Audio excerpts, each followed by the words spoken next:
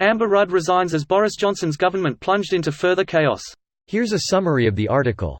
Amber Rudd has sensationally quit the cabinet, and the Conservative Party, accusing Boris Johnson of misleading the country over wanting to avoid a crash-out Brexit. In a devastating resignation letter, the Work and Pensions Secretary told the Prime Minister, "I no longer believe leaving with a deal is the government's main objective." Ms Rudd, a leading pro-EU figure criticised for serving Mr Johnson in the first place, also condemned the decision to expel 21 rebel Tories for defiance over Brexit, another reason for walking out. Last night, a senior government source insisted the Rudd resignation would not deflect it from its determination to carry out Brexit by the 31st of October, by whatever means. Strikingly, Ms Rudd has not only quit the cabinet but also the Conservative whip, in order to work with the 21 expelled rebels to thwart a no-deal Brexit. The MP's resignation comes 2 days after Boris Johnson's brother resigned from government. No one trusts Boris Johnson. Not his cabinet, not his MPs, not even his own brother. After 9 years of austerity, we need a Labour government that will invest in our communities and public services. This post received a score of 32,958, with an upvote ratio of 91%.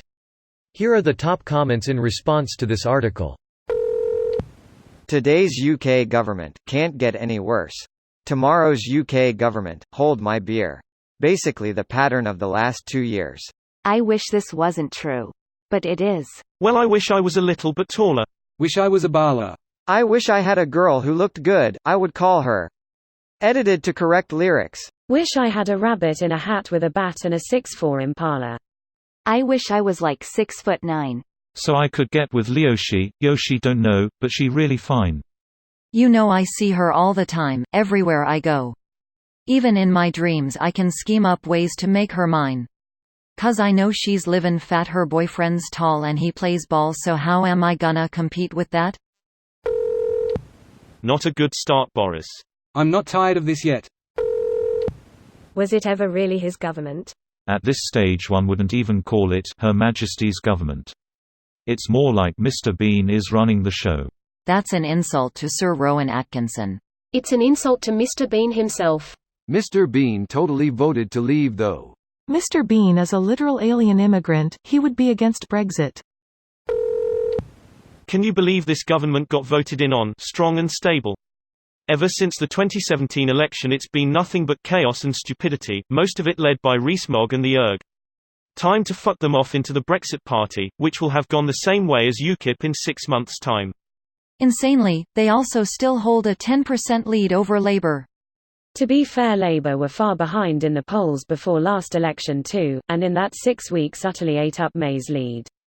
The neutrality laws in the 6-week period make a huge difference. Yep, that's why Rupert Murdoch tried so hard to kill them the way he did in the US. US neutrality laws, the Fairness Doctrine, never applied and constitutionally couldn't apply to the types of media Murdoch owns.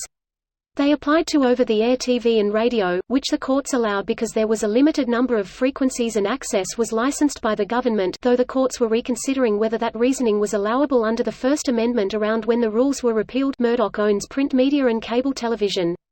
The thing that got boosted by the repeal of the Fairness Doctrine was right-wing talk radio.